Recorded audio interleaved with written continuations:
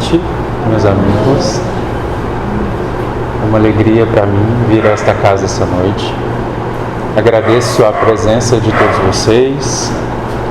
Vou pedir ao nosso Mestre Jesus que possa nos abençoar, acolhendo os nossos corações nessa noite.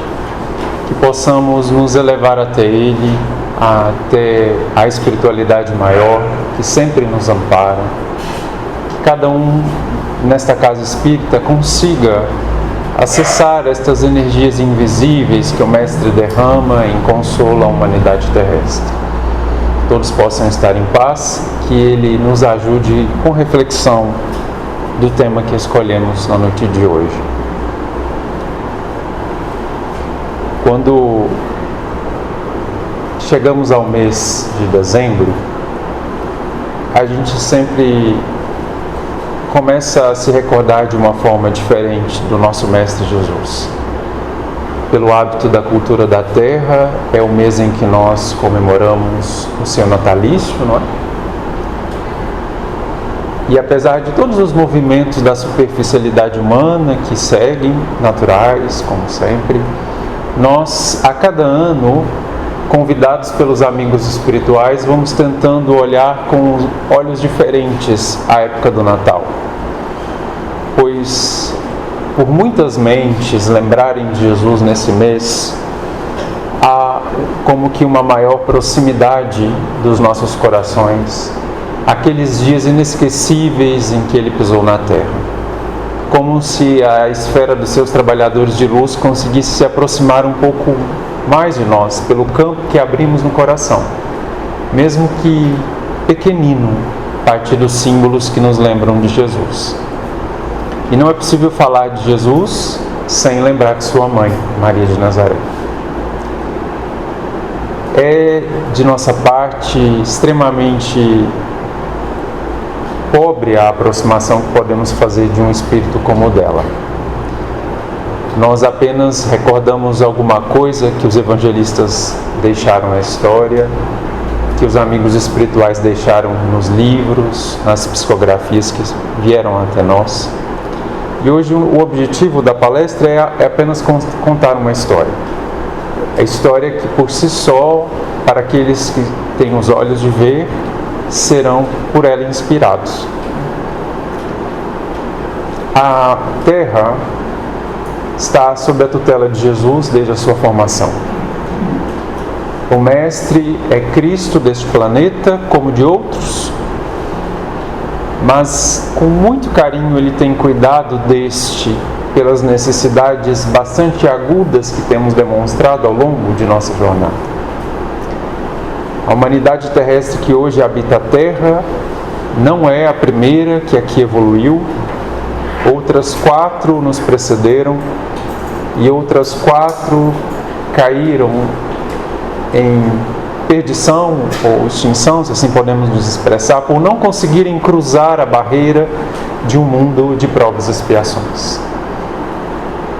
O esforço de Jesus cruza as eras. Nós não temos nem registros históricos das humanidades que nos precederam, mas todas elas cometeram erros similares àqueles que cometemos ainda hoje. Então a necessidade deste planeta era bastante elevada para aqueles que nos tutelavam.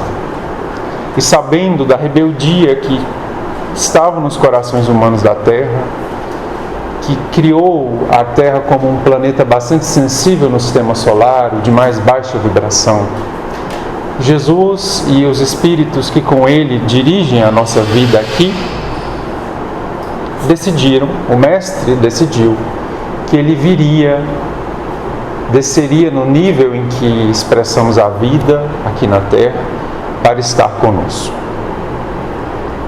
Essa decisão foi bastante, talvez até surpreendente para os espíritos que, com Jesus, dirigem os fenômenos da vida no sistema solar.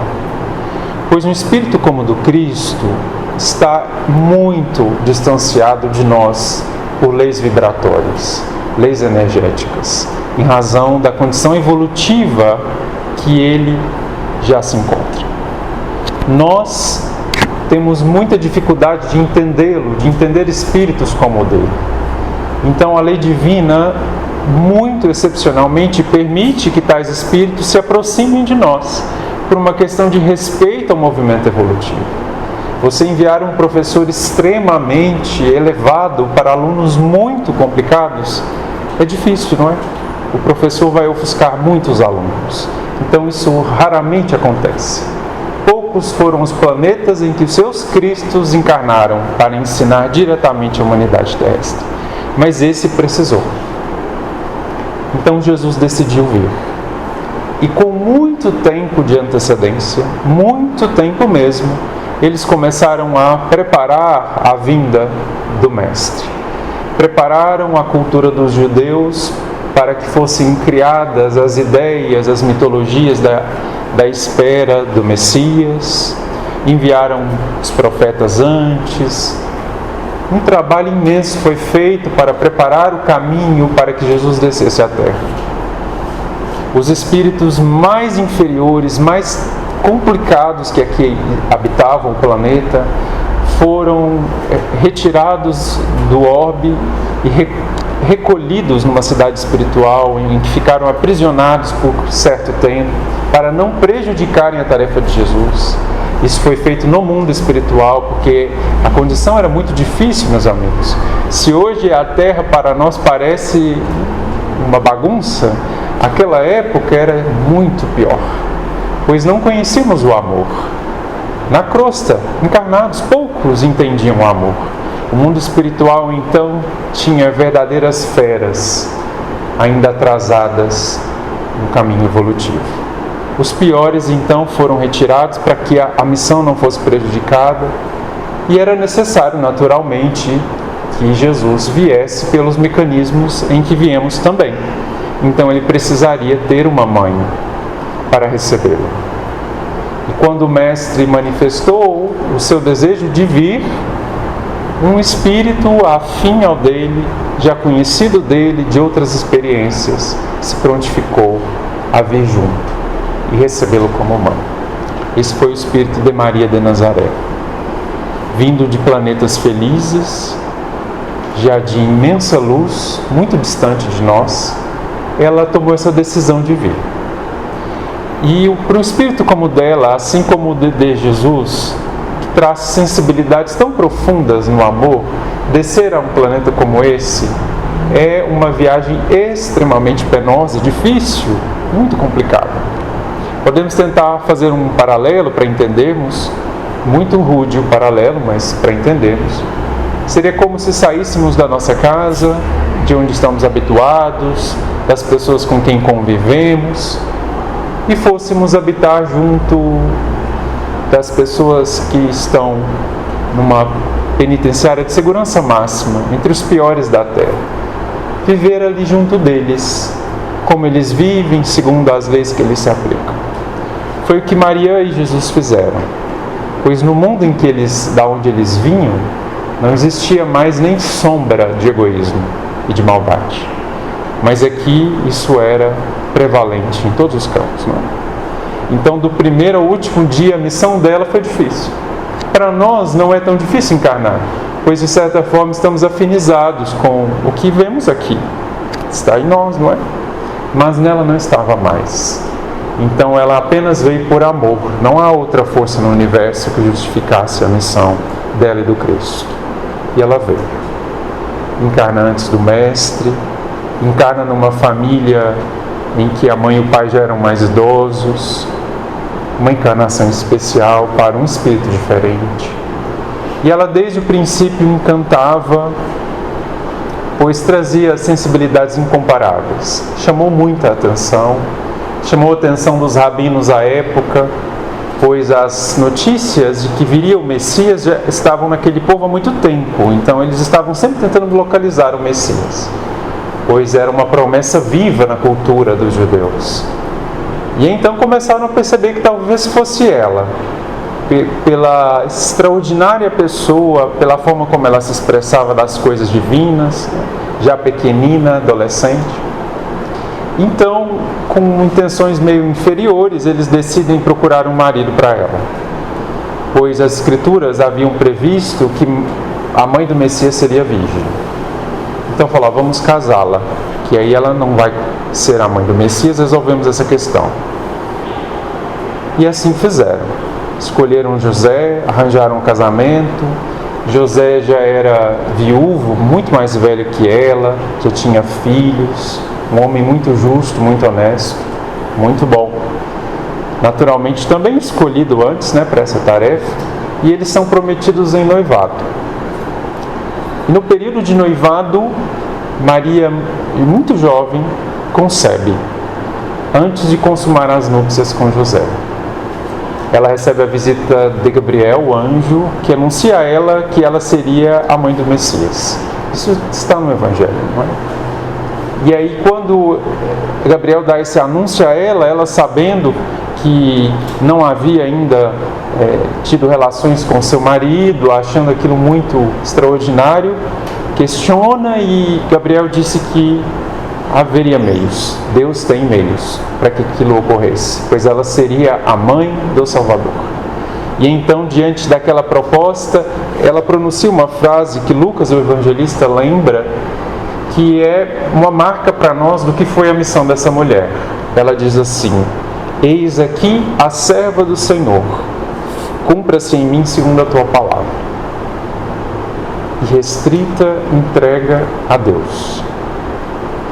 Havia sido proposta a ela uma tarefa, ela não saberia como seria, como ela conseguiria, mas confiava na inteligência suprema e amorosa que nos dirige à vida. Então, esta fala de Maria, que Lucas lembra, é para nós um modelo, um exemplo também. Pois a maior característica que tem nos atrasado no planeta é a nossa rebeldia contra Deus. É justamente dizermos que não aceitamos a vontade de Deus. Nós vamos fazer do meu jeito, do jeito do outro, do jeito do fulano, menos segundo o fluxo da vida maior e a sabedoria do alto. Maria não fez esse questionamento. Ela entregou-se para aquela tarefa. E então ela concebeu por meios extraordinários, pois Jesus precisava de um corpo diferente, dada a sua condição evolutiva. Quando José é notificado por ela de que ela estava grávida, José fica extremamente consternado, chocado até com aquela notícia, pois ele jamais esperava aquilo de Maria. Ele já imaginou que ela o havia traído.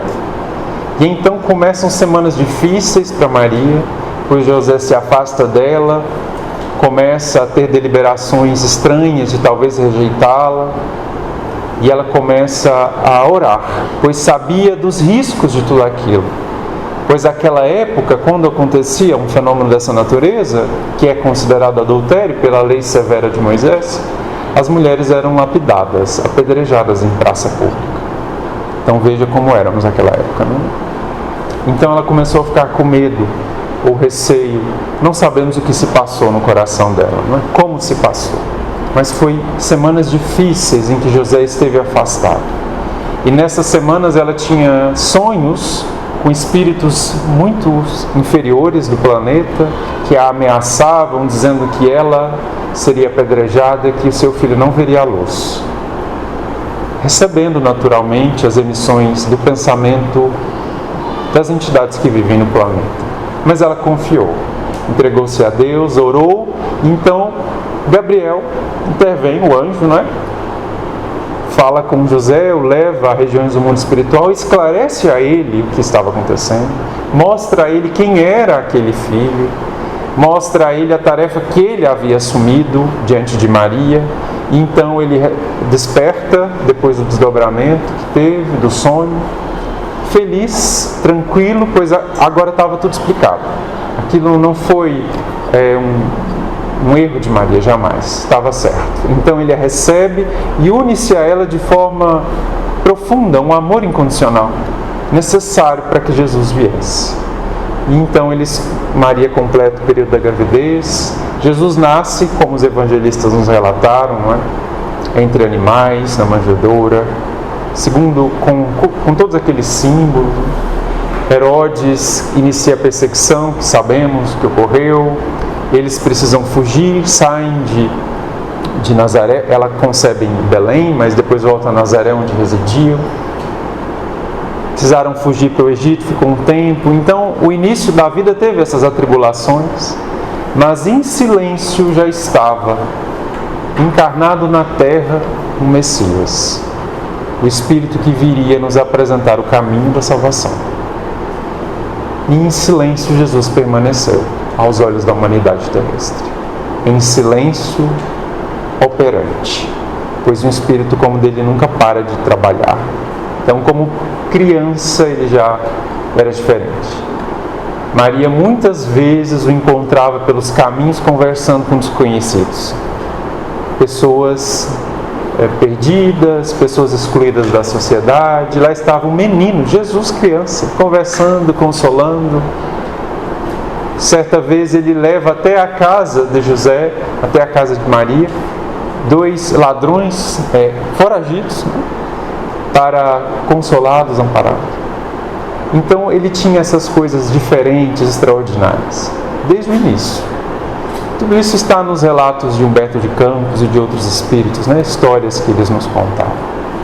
Jesus segue trabalhando. Quando ele adentra uma idade maior, mais jovem, adolescente, Maria tenta colocá-lo no templo de Jerusalém, dada a sua facilidade em falar das coisas de Deus, ela achou que pudesse ser bom, mas Jesus diz a ela que não desejava aquilo, que não era necessário, e que ficaria com seu pai José trabalhando como carpinteiro. Então Jesus já estava nos dando lições, de que o lar é a melhor escola, de que os caminhos que a vida apresenta são os melhores. Na hora a gente não quer, Jesus não era rebelde, mas a gente costumava ser adolescentes rebeldes. Jesus não foi. Ele aceitou aquilo que estava diante dele e foi um extraordinário carpinteiro. Trabalhou como todos, aguardando o momento de iniciar a sua tarefa. E quando ele inicia, aí sim temos os relatos mais profundos dos evangelistas. O mestre necessitou deixar a família, saiu de Nazaré e por outros caminhos, outras cidades, foi chamando os seus discípulos. Um a um os foi buscando. Maria ficou ressentida com o afastamento do filho. Maria teve outros filhos com José, então a família era numerosa, porque José já tinha filhos, tiveram outros, e ela fica sentida, porque Jesus era o motivo da vida dela, era a luz que a trouxe a esse mundo. Então, em certo momento, ela também sentiu a necessidade de deixar o lar. Já era viúva a essa época, José já havia desencarnado, os filhos já criados, todos maiores. Então ela os deixa e vai até Jesus, e se une a Jesus na tarefa do Evangelho. Nesta época, o mestre já estava com os apóstolos quase todos reunidos, os discípulos. Começaram a chegar outros, além dos 12, começaram a chegar as mulheres, muitas delas atraídas por Maria. E é então que nos bastidores ela tornou-se grande líder daquele grupo. De todos os 12, das mulheres, Joana de Cusa, Maria Madalena, outras Marias, trabalhando com Jesus. Pois a tarefa do Mestre foi desde o princípio de servir irrestritamente as necessidades humanas, inclusive as necessidades materiais. Então Maria faz sim um trabalho social de amparo às necessidades materiais humanas.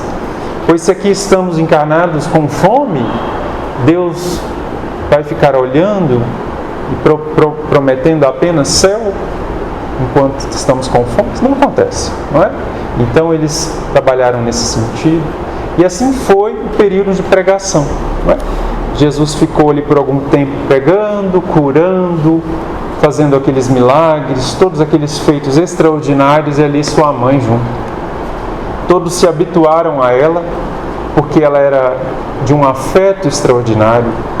Não tinha como esconder nada de Maria, Todos os discípulos perceberam isso, porque ela como que escutava os pensamentos de todos, pelo amor que trazia. Então ela era reconhecida por todos como mãe. Todos a chamavam de Mãe Maria. Já ali iniciando uma grande tradição que viria a assentar raízes em todos os filhos da terra no futuro. Mas a missão de Jesus tinha um tempo, e esse tempo aproximava-se para cessar, para concluir.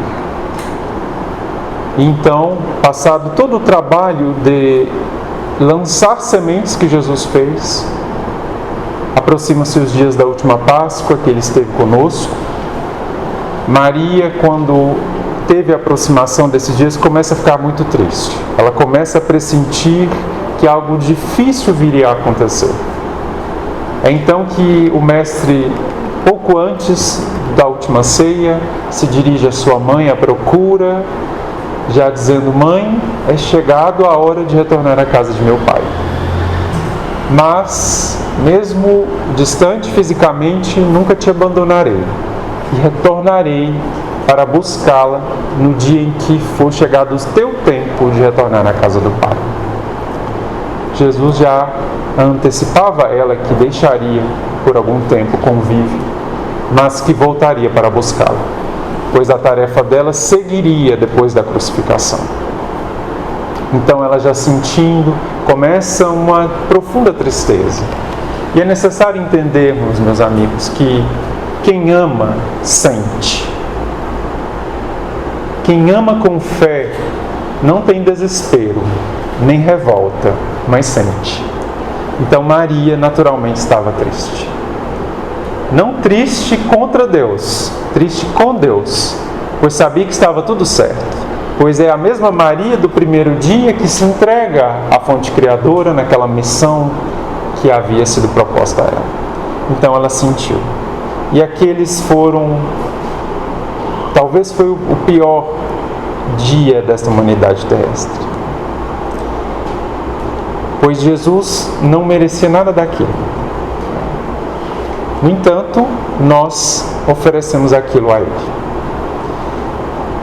E poucos espíritos na terra podem retirar de si a responsabilidade pela crucificação de Jesus. Pois de alguma forma unimos-nos à multidão que estava diante da casa de Pilatos, quando Pilatos disse que soltaria um prisioneiro e perguntou: será Jesus ou Barrabás? E nós dissemos: Barrabás. Crucifica Jesus, solta Barrabás. Toda a humanidade terrestre estava ali, ingrata com tudo que havia recebido do Cristo. Não sei dizer a vocês se o sofrimento que Jesus passou, o suplício, o espancamento, as ironias, a própria crucificação, não sei se essa foi a maior dor que ele passou. Pois um espírito como o dele sabia dominar a matéria. Talvez a maior dor do Cristo ali foi por nós não termos condição de oferecer algo diferente a Ele. Não temos condição de entender o amor, de entender a fonte criadora, o Pai Celestial. Então aquele olhar melancólico de Jesus refletia um pesar iluminado do Cristo, mas um pesar que olhava para suas ovelhas tão amadas. Tanto Ele ofereceu, mas por enquanto não sabiam buscar o pastor. Esse foi o maior, talvez, sofrimento do Cristo. E foi extremamente difícil para Maria aquelas horas. Não permitiram que ela visse o suplício de Jesus na casa de Pilatos, pois ele foi, como os filmes relataram, não é? Espancado, supliciado. Aquele momento, todos os discípulos já tinham abandonado. Todos não tiveram forças para permanecer, com exceção de João. João, que era o mais afetuoso deles, permanece junto de Maria. E então eles observam. Ali estava Maria, Maria Madalena, Maria mãe de Jesus, Maria Cleófas, as mulheres ficaram, os homens fugiram. É necessário refletir sobre isso, não é? E ela testemunhou com muita dor. Não é possível para nós dizer que dor foi aquela de ver o que fizemos com Jesus. Mas era necessário.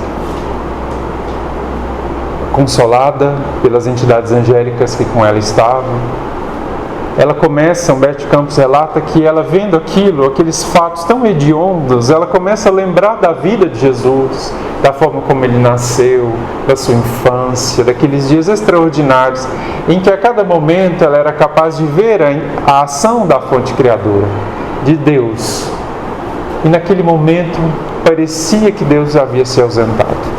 Mas a fé dela dizia que não, que estava tudo certo, por mais doloroso fosse.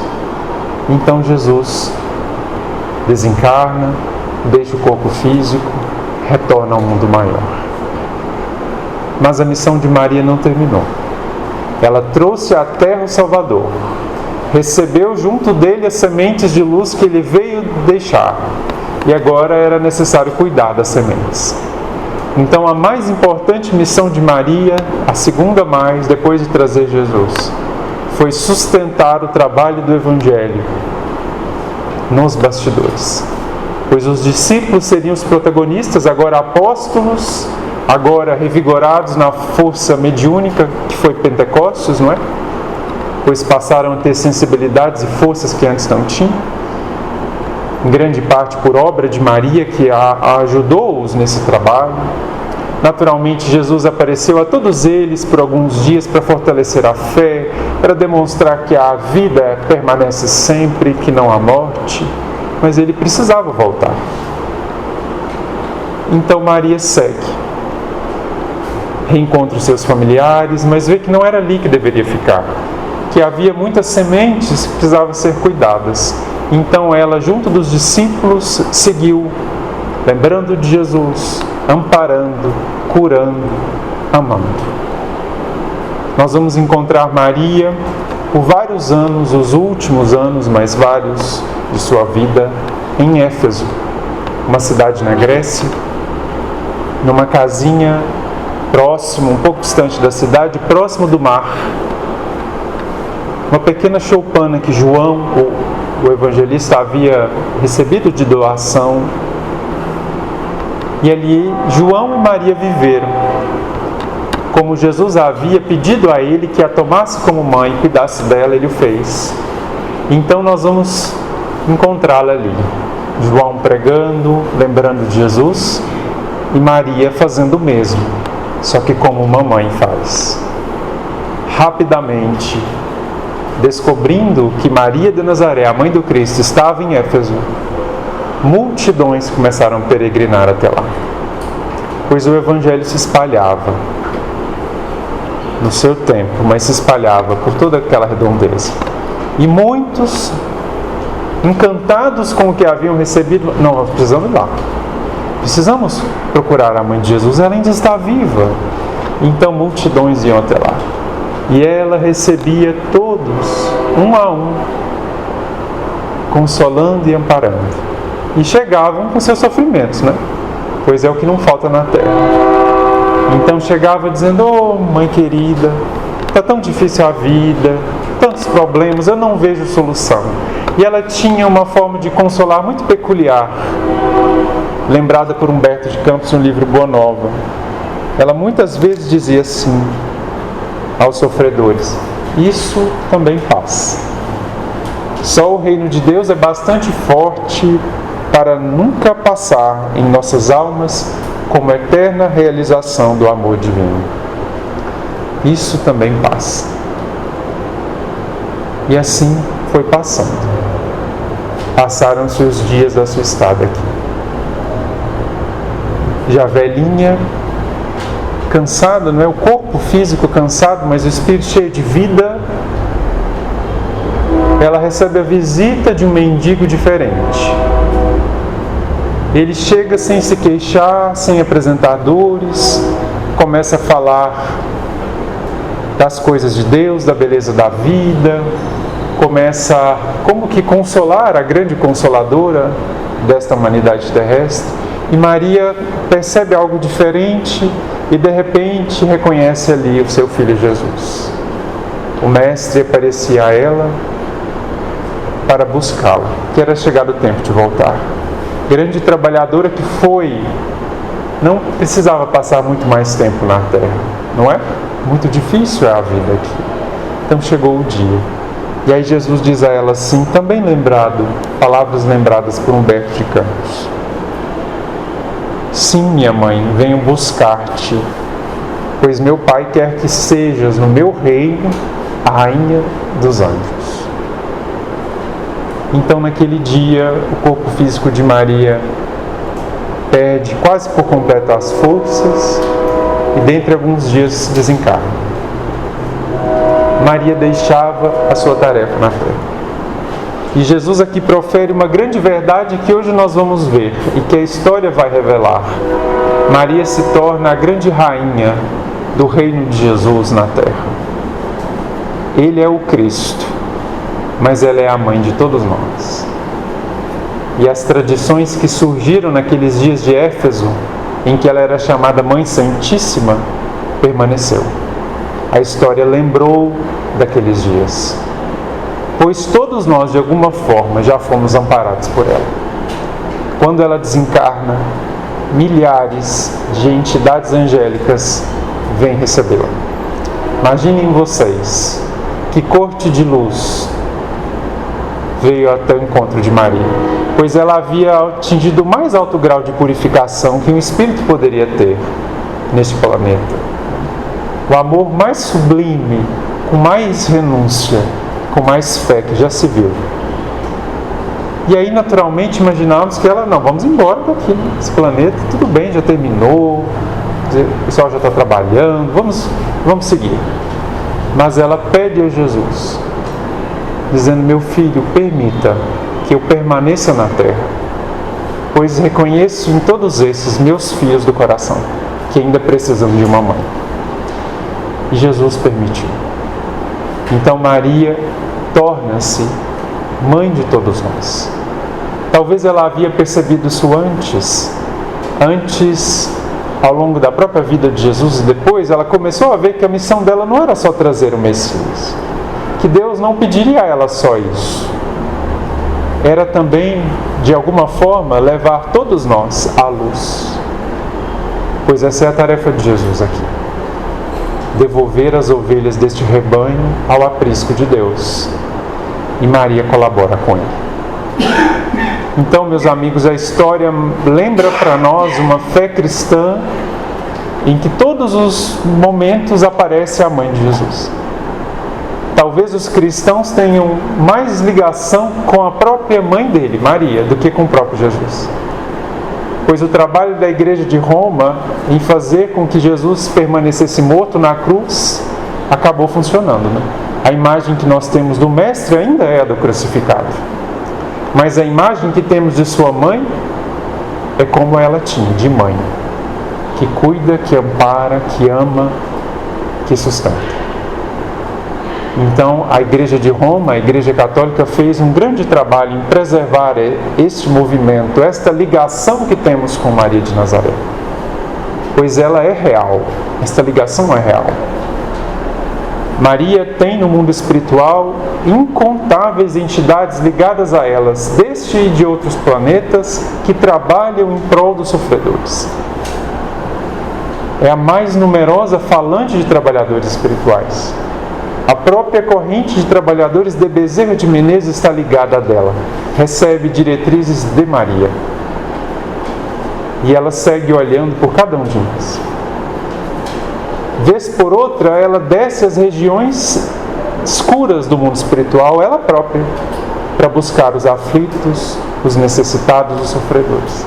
Como ela fez com Judas, preso nas suas próprias culpas depois de ter entregado Jesus, depois de ter se suicidado.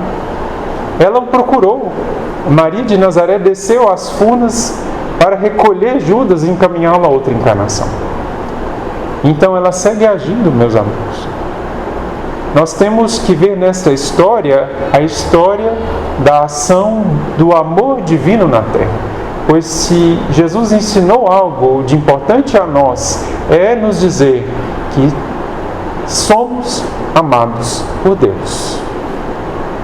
E o amor de Deus não é vazio, ele é pleno. Isso quer dizer que toda a nossa vida está certa, pois está alinhada ao amor divino. Ele nunca se ausentou. Então, esta lei que o Criador estabeleceu mostra-se para nós nessas vidas, na vida de Maria, na vida de Jesus, na vida de todas aquelas personalidades inesquecíveis. A história dela deve ser para nós um esforço para a sustentação de nossa fé. Pois se ela segue pedindo algo a nós, e ela segue pedindo, é para que mantenhamos a conexão com o Pai Celestial.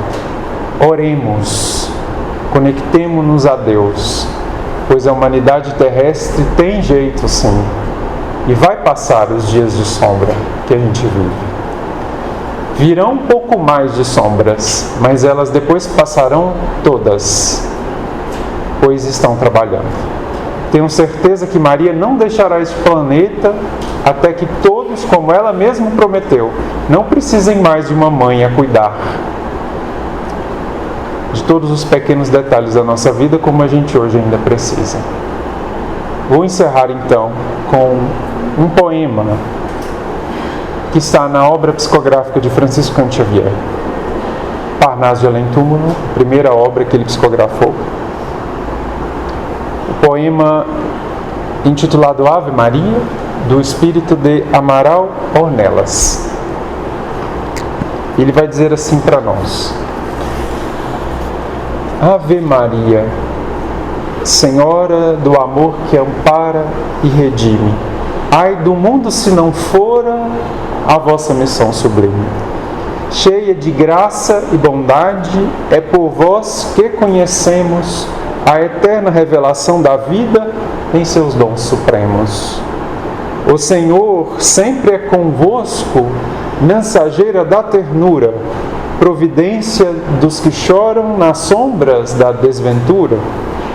Bendita sois vós, Rainha, estrela da humanidade, rosa mística da fé, lírio puro da humildade.